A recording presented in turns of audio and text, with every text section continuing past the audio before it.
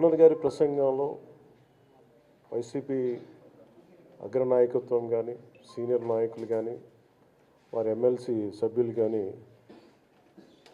Governor గారి ప్రసంగం పత్రులు చించేయడం కానీ లేదంటే వారు ప్రత్యేకించి డిమాండ్ మాకు ప్రతిపక్ష హోదా ఇవ్వాలి అనేది చాలా బలంగా మాట్లాడుతూ వచ్చారు.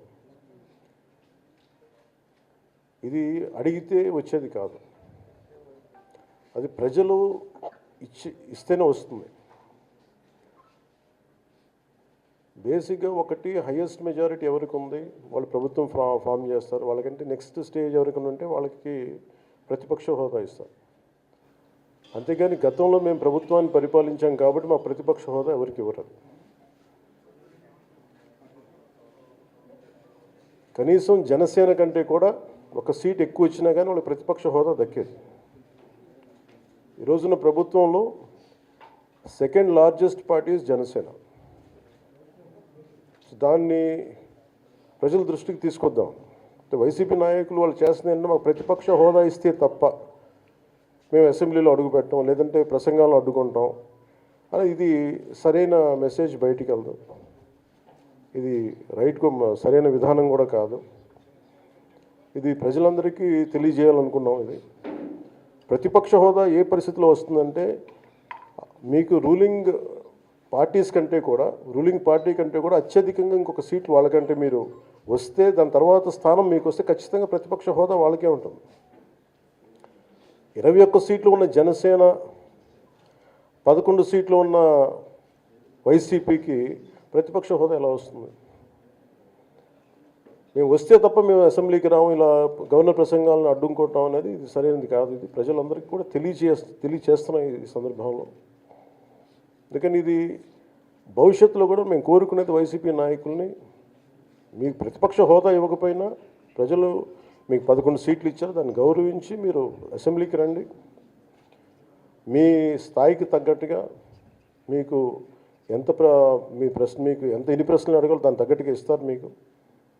ఇవన్నీ దాటి మన స్పీకర్ గారు కూడా చాలా గౌరవంగా వాళ్ళు 11 సీట్లు వచ్చినప్పటికీ కూడా చాలా గౌరవంతో ఇంతకాలం వాళ్ళకి ఇస్తూ వచ్చారు.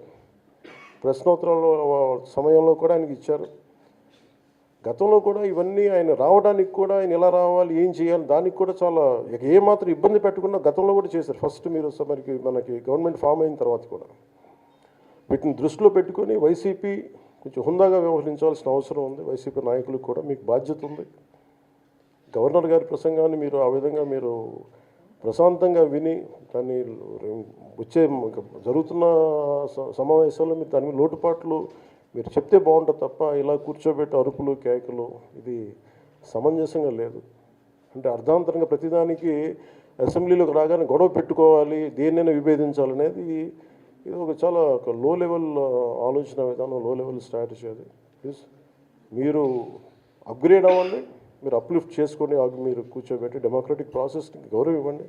మనస్ఫూర్తిగా వైసీపీ నాయకులకి ఇది నా విన్నపం, నా విజ్ఞాపన. This what I would like to say. And నిజంగా కావాలి అంటే మీరు ఈ 5 సంవత్సరాల్లో మీరు ప్రతిపక్ష హోదా మీకు రాదు, అది మీరు మెంటల్గా ప్రిపేర్ అయిపోండి.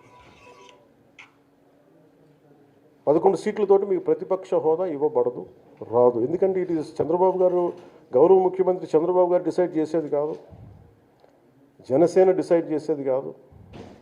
దానికి రూల్స్ ఉన్నాయి, దానికి రెగ్యులేషన్స్ ఉన్నాయి, నామ్స్ ఉన్నాయి. ఉదాహరణకి నేనే మన కేంద్ర ప్రభుత్వం ఫార్మేషన్కి మేము వెళ్ళినప్పుడు పార్లమెంటరీ లీడర్ని ఎన్నుకోవాలి మనం కూర్చున్నప్పుడు ఎన్డీఏ పక్ష నాయకుడు ఎన్నుకోవాలనుకున్నప్పుడు నేను నాయకుల స్థాయిలో నేను కూర్చున్నాను. అదే నేను ఇక్కడ మంత్రిగా ప్రమాణ స్వీకారం చేసేటప్పటికి నన్ను ప్రధానమంత్రి గారి పక్కన నన్ను కూర్చోబెట్టలా. నేను డిప్యూటీ సీఎం అయినప్పటికీ కూడా అది మంత్రి హోదానే కాబట్టి తిరిగి నన్ను మంత్రులందరూ పక్కనే కూర్చోబెట్టారు తప్ప ప్రత్యేకంగా నన్ను అక్కడ కూర్చోబెట్టలేదు. That is very specific rules and regulations నడుస్తాయి.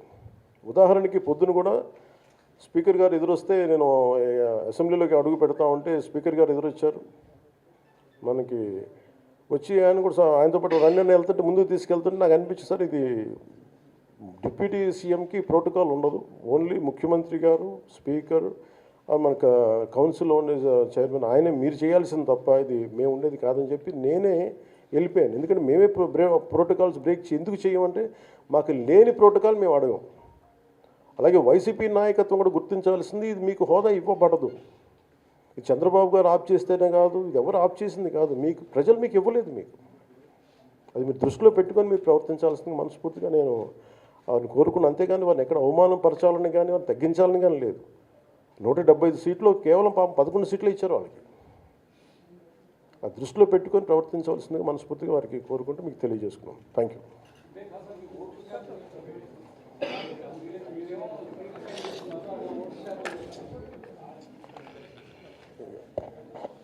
ఫస్ట్ అప్పుడు ఏం చేయాలంటే సార్,